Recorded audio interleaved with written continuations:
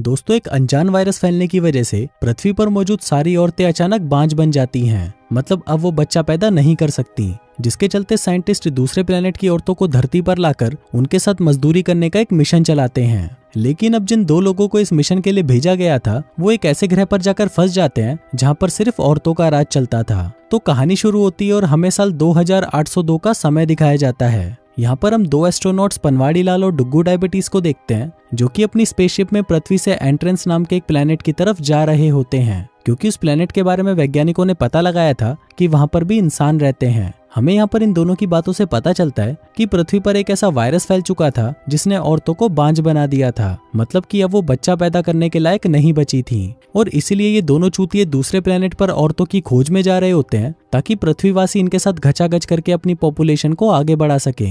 इन दोनों का मिशन था एंट्रेंस प्लेनेट पर लैंड करना और वहां पर रह रही औरतों का पता लगाना, ताकि वो उन्हें पटाकर पृथ्वी के ठरकी आदमियों के लिए उन्हें वहां पर ला सके। अब जब उनका स्पेसशिप एंट्रेंस प्लेनेट के ऑर्बिट में प्रवेश करता है, तो उस प्लेनेट की तेज ग्रेविटेशनल फोर्स के कारण उनके स्पेसशिप में कुछ खराबी आ जाती है। वो दोनों उस स्पेसशिप को कंट्रोल करने की बहुत कोशिश करते हैं, लेकिन वो ऐसा नहीं कर पाते, जिस वजह से उनका स्पेसशिप एंट्रेंस की सतह पर ही क्रैश हो जाता है। अब इस क्रैश में दोनों में से किसी की जान तो नहीं जाती, लेकिन डुग्गू डायबिटीज को थोड़ी चोट लग जाती है। अब इससे पहले कि अंदर का धुआं उन दोनों का दम गोड़ देता, पनवाड़ी लाल डुग्गू डायबिटीज को बाहर निकाल लेता है। इसके बाद हमें एंट्रेंस ग्रह का पूरा नजारा दिखाया जाता है, जो कि पूरी तरह एक बंजर ग्रह था। इसके बाद पनवाड़ी लाल डुग्गू डायबिटीज की चोट का इलाज करने लगता है, और वो उसे यहाँ पर एक भविष्य का इंजेक्शन देता है, जो कि डुग्गू डायबिटीज को पूरी तरह ठीक कर देता है।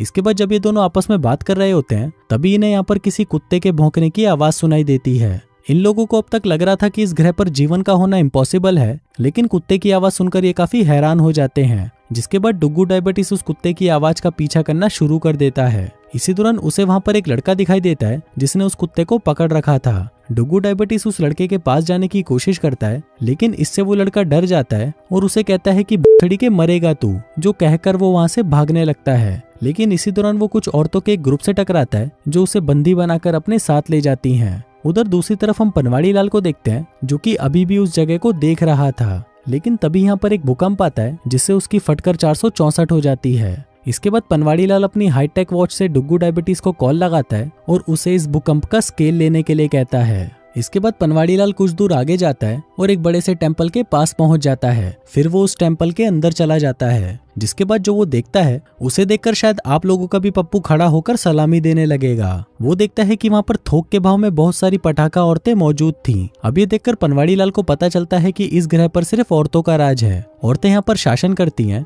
और आदमियों की जिंदगी यहाँ पर कुत्तों से भी बेकार है। उन्हें यहाँ पर गुलाम बनाकर रखा जाता है और उनके गोटों पर लठ मारकर उनसे काम करवाया जाता है। और इनमें से जो भी आदमी बड़े हथियार वाले होते हैं, उनका इस्तेमाल ये औरतें अपनी ठरक मिटाने और बच्चा पैदा करने के लिए करती हैं। अब मंदिर के अंदर हमें कुछ औरतों को दिखाया जाता है, जो कि अपने भगवान से प्रार्थना कर रही थी। तभी जमीन में से हम इनके भगवान को बाहर निकलता हुआ देखते हैं, जो कि एक बड़ा सा कोबरा होता है। इसके बाद हम इस ग्रह की रानी नहीं दूंगी को देखते हैं, जो कि देती तो सबको है, बस उसका नाम ही नहीं दूंगी है। हम देखते हैं कि नहीं दूंगी अपने ग्रुप के काम से खुश नहीं थी, क्योंकि उसके एक सदस्य ने अपनी झांटों में आग लगा दी थी, जिसको देखकर बाकी सभी सदस्यों ने भी अपनी झांटों में आग लगा डाली। फिर इसके कुछ देर बाद कुछ औरतें उसी लड़के को इस रूम में लेकर आती हैं, जिसे इन्होंने कुछ देर पहले बाहर पकड़ा था। अब ये देखकर पनवाड़ी लाल की फटी पड़ी थी, लेकिन फिर भी वो वहीं रुककर इनके रिचुअल्स को देखने लगता है। तभी रानी की सेनापति बेदर्दी ऐलान करती है कि इस लड़के को हमारे भगवान नागू देवता को बलिदान में दे दिया जाए। अब ये बात सुनकर उस लड़के की बहन, जिसका नाम छतरी वाली होता है,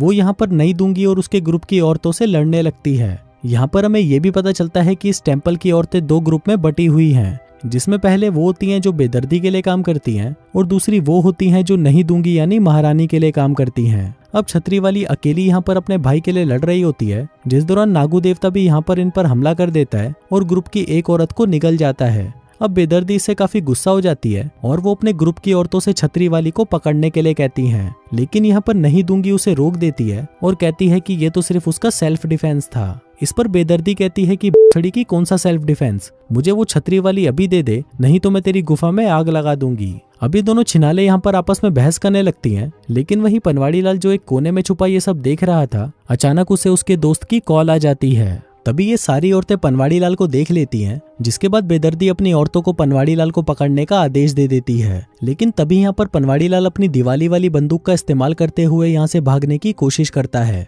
अब यहाँ पर हुई इस भगदड़ के चलते वो छोटा लड़का भी यहाँ से भागने में कामयाब हो जाता है। इसी दौरान वहाँ पर पनवाड़ी लाल भी आ जाता है और उस छोटे बच्चे को अपने साथ लेकर इस ग्रह से भागने के लिए अपने स्पेसशिप की तरफ जाने लगता है। अब वो वहाँ से निकलने ही वाला होता है कि तभी बेदर्दी की एक सिपाही पनवाड़ी लाल के पैर पर तीर मार देती है। लेकिन इसके बावजूद भी डुग्गू डायबिटीज और उस लड़के की हेल्प से वो उस स्पेसशिप के अंदर पहुंच जाता है। अब उसे लगा हुआ तीर जहरीला था, जिस वजह से पनवाड़ी लाल धीरे धीरे बेहोश होने लगता है। वहीं दूसरी तरफ सेक्सी रानी रोज दूंगी अपने ग्रुप के साथ वहां पर आ जाती है और बेदर्दी से कहती है कि बड़ी की चली जाए यहाँ से। इस पर बेदर्दी उसे मना करते हुए कहती है कि यहाँ पर औरतों द्वारा आदमियों की गांड मारना पूरी तरह से कानूनी है। लेकिन इस पर रोज दूंगी कहती है कि मैं यहाँ की रानी हूँ और मेरा कहना ना मानना भी कानून तोड़ने के समान ही है। अब बेदर्दी को ना चाहते हुए भी महारानी की बात मानकर वहां से जाना पड़ता है। इसके बाद महारानी उस स्पेसशिप में पहुंच जाती है और वहां आकर उन लोगों से मिलने लगती है। फिर वो अपने पास से कुछ निकालती है और उसे सीधा पनवाड़ी लाल की गांड में घुसा देती है,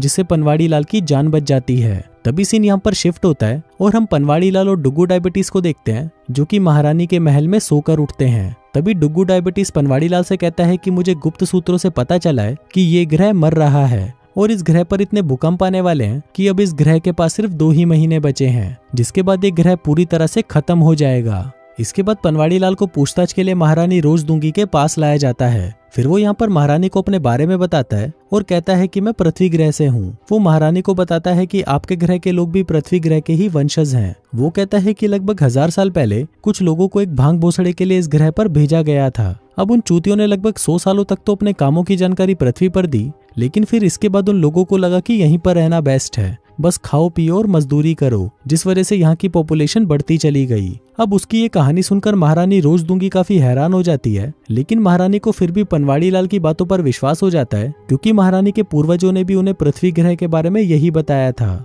अब इन दोनों की बातों के दौरान महारानी उसे बेदर्दी के बारे में बताने लगती है और कहती है कि बेदर्दी 1 नंबर की छिनाल है। वो एक चूतिए से शाही परिवार का हिस्सा है जो सोचती है कि एक दिन वो भी महारानी बनेगी, लेकिन उसकी हरकतों की वजह से उसे महारानी नहीं बनाया गया, जिसके कारण अब वो अपने लोगों को इकट्ठा कर रही है ताकि वो अपने बल पर सिंहासन को हथिया सके। और जो उसके पास वो बड़ा सा सांप है वो कोई भगवान नहीं बल्कि ऐसे ही बकचोदी है। फिर यहाँ पर पनवाड़ी लाल महारानी को बताता है कि ये ग्रह जल्दी ही मरने वाला है, इसलिए उन्हें इस ग्रह को खाली कर देना चाहिए। लेकिन यहाँ पर महारानी पनवाड़ी लाल की ये बात नहीं सुनना चाह रही थी, इसलिए वो बात को बदल देती है और उसे बताने लगती है कि इस ग्रह पर मर्दों का राज क्यों नहीं है। वो कहती है कि बहुत साल पहले मर्दों ने आसमान में एक रोशनी देखी जिससे बहुत सारे मर्द नपुंसक बन गए, जिसके चलते यहाँ पर औरतों में मर्दों से ज्यादा पावर्स आ गई, जिसके बाद यहाँ पर सिर्फ औरतें ही राज करने लगी। अब अगर यहाँ पर कोई भी मर्द गलती करता है तो सजा के तौर पर उसका हथियार काटकर उसका मुंह काला करवाकर उसको गधे पर बिठाकर घुमाया जाता है। फिर कुछ देर बाद महारानी पनवाड़ी लाल को एक पुरानी सी खदान के पास लेकर आती है, जहाँ पर बहुत सारे आदमी मजदूर के रूप में काम कर रहे थे। रानी बताती है कि यहाँ पर मर्दों का इस्तेमाल या तो बलि देने के लिए किया जाता है या उनसे गुलामी कराने के लिए, और अगर कभी कभी मन हो तो बच्चा पैदा करने के लिए भी। अब महारानी की ये बात पनवाड़ी लाल को पसंद नहीं आती, जिसके बाद जब वो उनकी इन बातों को गलत ठहराता है तो महारानी उसके मुंह पर एक घुसंड मारती है, जिसके बाद उसे यहाँ से ले जाया जाता है। फिर जब रानी के सैनिक उसे यहाँ से ले जा रहे होते हैं तभी बेदर्दी का ग्रुप उन पर हमला कर देता है और वो लोग महारानी के सभी सैनिकों को मार देते हैं और इस घमासान लड़ाई में छतरी वाली भी मारी जाती है। इसके बाद पनवाड़ी लाल को बेदर्दी के पास ले जाया जाता है, जहां बेदर्दी उसे अपने ग्रुप में ज्वाइन होने के लिए कहती है, लेकिन पनवाड़ी लाल उसे साफ मना कर देता है। अभी सुनने के बाद बेदर्दी पनवाड़ी लाल पर हमला कर देती है और इससे पहले कि वो उसे जान से मारती, वहां पर महारानी डुग्गू डायबिटीज और उनके कुछ साथी पहुंच जाते हैं। अब यहाँ पर बेदर्दी रानी से भी लड़ने की कोशिश करती है, लेकिन तभी महारानी उसके मुंह पर एक जोर का घुसंड पिलाती है, जिससे बेदर्दी वहीं पर बेहोश हो जाती है। जिसके बाद ये लोग यहाँ की सुरंगों से होते हुए यहाँ से बाहर निकलने लगते हैं। तभी डुग्गू डायबिटीज पनवाड़ी लाल से कहता है कि अब हमारे पास पहले की बजाय और भी कम टाइम बचा है, इसलिए अब हमें जल्दी से जल्दी इस प्लेनेट से निकलना होगा। अब उनकी ये बातें महारानी रोज दूंगी भी सुन रही होती है, जिसके बाद वो अपने गले का एक लॉकेट निकालती है, जिसके अंदर एक बहुत ही खास पदार्थ होता है। महारानी कहती है कि ये पदार्थ उसी जगह का है जहाँ पर 1000 साल पहले वो स्पेसशिप लैंड हुआ था। अब ये बात सुनकर वो दोनों खुश हो जाते हैं, क्योंकि अगर किसी तरह वो लोग वहाँ पर पहुँच गए और उनके पुराने जहाज को फिर से शुरू कर लिया तो ये लोग वापस से पृथ्वी पर जा सकेंगे। अब यहाँ पर रानी भी इनकी मदद करने के लिए तैयार हो जाती है, जिसके बाद वो लोग उस जगह की तरफ आगे बढ़ने लगते हैं, जिस दौरान जिन लोगों को बेदर्दी ने कैद करके रखा था ये उनको आजाद भी कर देते हैं। फिर जब ये लोग उस जगह से बाहर निकल आते हैं तो महारानी इन्हें बताती है कि अभी हमें और कई किलोमीटर्स की यात्रा तय करनी होगी क्योंकि वो जगह एक बड़ी सी पहाड़ी के पीछे है। अब यहाँ पर पनवाड़ी लाल रोजदूंगी को भी अपने साथ पृथ्वी पर आने के लिए मनाने की कोशिश करता है। वो उससे कहता है कि पृथ्वी ग्रह तुम्हारे लिए ज्यादा सुरक्षित है, लेकिन रोजदूंगी उसे मना कर देती है। वो कहती है कि मैं किसी को भी गुलाम नहीं बनाती, बल्कि मुझे तो यहाँ रहकर लोगों की सेवा करना अच्छा लगता है और मैं इसी ग्रह के साथ ही यहाँ पर मरना चाहूंगी। इसी दौरान वहाँ पर एक बहुत ही बड़ा भूकंप आता है जिसकी वजह से ये सभी लोग नीचे गिर जाते हैं। अब यहाँ पर डुगू डायबिटीज समझ जाता है कि ये ग्रह तबाह होने ही वाला है। फिर कुछ देर बाद ये लोग एक आदमी के कंकाल के पास आते हैं, जिसके बाद जब डुगू डायबिटीज उस कंकाल की जांच करता है तो उसे पता चलता है कि इस आदमी की मौत आज से लगभग 1000 साल पहले हुई थी और ये तब का कंकाल है जब पृथ्वी से लोग यहाँ पर आए होंगे।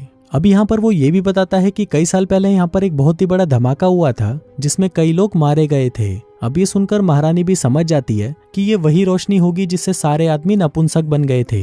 अब पनवाड़ी लाल रोजदूंगी को फिर से यहाँ से पृथ्वी पर चलने के लिए कहता है, जिसके बाद ये सभी लोग उस जगह पर पहुंच जाते हैं जिसका नाम था चूचीस्तान और उन्हें यहाँ पर वो बड़ा सा स्पेसशिप भी मिल जाता है। लेकिन तभी वहाँ पर बेदर्दी और उसकी छिनाल औरतों का ग्रुप भी वहाँ पर पहुंच जाता है। अब ये दोनों ग्रुप में कुत्तियों की तरह आपस में लड़ाई होने लगती है, जिस दौरान पनवाड़ी लाल अपनी दिवाली वाली बंदूक के इस्तेमाल से ज्यादातर छिनालों को मार गिराता है, जिसके बाद अब बेदर्दी ही जिंदा बची थी। वो यहाँ पर महारानी रोजदूंगी को लड़ने की चुनौती देती है, जिस पर महारानी भी उसे हाँ कर देती है। इसके बाद इन दोनों के बीच में लड़ाई होने लगती है। अब क्योंकि महारानी बेदर्दी से ज्यादा ताकतवर थी इसलिए वो उसे कुत्ते की तरह मारती है, पर वहीं बेदर्दी भी कहाँ हार मानने वाली थी और वो एक चाकू लेकर तेजी से महारानी पर हमला करने आती है। लेकिन तभी पनवाड़ी लाल अपनी गन से उसे शूट कर देता है, जिससे बेदर्दी वहीं मारी जाती है। उधर कंट्रोल रूम में बैठा डुगू डायबिटीज स्पेसशिप को शुरू कर देता है और ये लोग अब उड़ान के लिए पूरी तरह से तैयार थे। अब क्योंकि महारानी का भी इस प्लेनेट पर रहकर मन भर चुका था इसलिए वो भी इनके साथ पृथ्वी पर जाने का फैसला कर लेती है, जिसके बाद ये लोग वहां से रवाना हो जाते हैं। वहीं इस ग्रह के बाकी लोग हैरान होकर उन लोगों को देख रहे थे, लेकिन वहीं पनवाड़ी को उन लोगों को अकेला छोड़कर जाना अच्छा नहीं लग रहा था, इसलिए वो बाकी लोगों से सलाह करता है कि हमें इन लोगों को भी अपने साथ ले जाना चाहिए। जिसके बाद ये लोग फिर से जमीन पर उतर आते हैं। फिर महारानी स्पेसशिप के बाहर आती है और उन सभी लोगों को स्पेसशिप के अंदर आने को कहती है। वो कहती है कि हमारा ग्रह जल्दी ही खत्म होने वाला है, इसलिए हम दूसरे ग्रह पर जा रहे हैं। उस ग्रह पर हमें और भी आदमी मिलेंगे जिनके हथियार में घोड़ों जैसी पावर होगी। अभी सुनते ही वो लोग काफी खुश हो जाते हैं और उस जहाज के अंदर आने लगते हैं। अब इससे पहले कि वो लोग यहाँ से रवाना होते तभी वहाँ पर एक बहुत ही खतरनाक भूकंप आता है, जिसके बाद जब ये लोग बाहर देखते हैं तो वो पाते हैं कि वहाँ पर वो बड़ा सा कोबरा था जो कि जहाज पर अटैक कर रहा था। अब इससे पहले कि वो और कुछ करता, डुगू डायबिटीज स्पेसशिप को शुरू कर देता है, जिससे निकलने वाली आग से वो कोबरा मारा जाता है। अब फाइनली ये लोग इस ग्रह को छोड़कर पृथ्वी की तरफ निकल जाते हैं और इसी के साथ ही ये कहानी यहीं खत्म हो जाती है।